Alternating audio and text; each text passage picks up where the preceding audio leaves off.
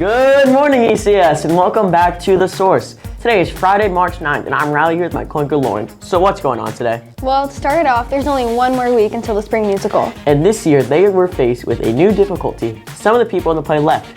So Lauren, what are they going to do? Well, Riley, I think that they should put me in as the lead role. Well, Lauren, that's an awful idea. I'm very offended. Good. Do you have any suggestions? Actually, I do have some solutions, and Jordan will tell you what they are. So roll it, Jordan. A big part of any theater production is the costume department.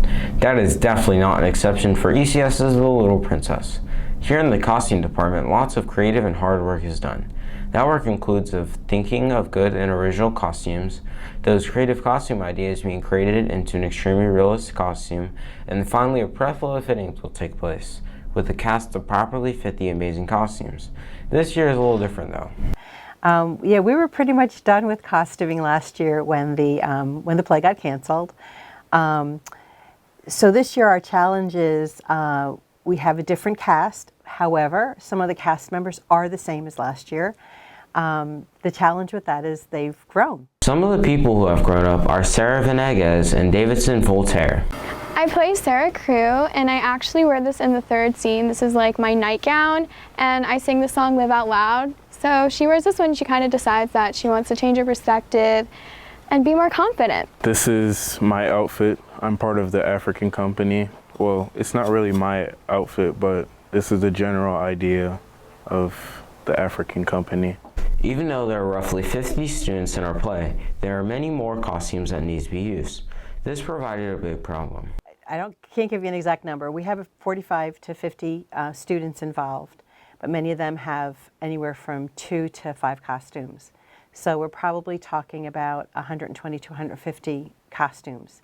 And those costumes can have anywhere from, one piece, one dress, or 4 or 5 pieces. So again, multiply that by the pieces of the costumes, it's quite a bit.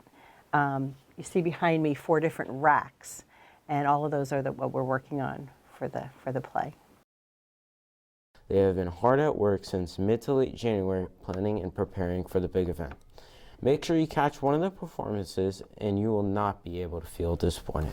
Wow, those were some great ideas. Looks like you were right, Riley. They just needed to adjust some costumes. Lauren, I actually have a solution for everything.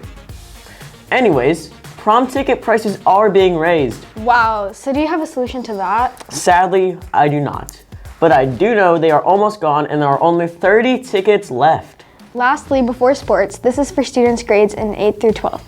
In 10 days, you will be able to pick up the ECS Sentinel Scholars Program application packet in the upper school office. That will be April 19th to be exact. Also, if a student is already a member of the ECS Sentinel Scholars Program, they do not need to reapply. Well, that's all for now, so let's send it off to sports. Thanks, guys. It was a busy day in sports yesterday as most teams were in action. Girls tennis was on the road at Ida Baker and won all 6 of their matches. Meanwhile, boys tennis hosted Baker at home and won 6-1. Great job, everyone. Closer to home, softball also played Oasis here, and they crushed them with a score of 12-1. Great job, ladies. Looks like you're all set for the Private 8 tourney next week.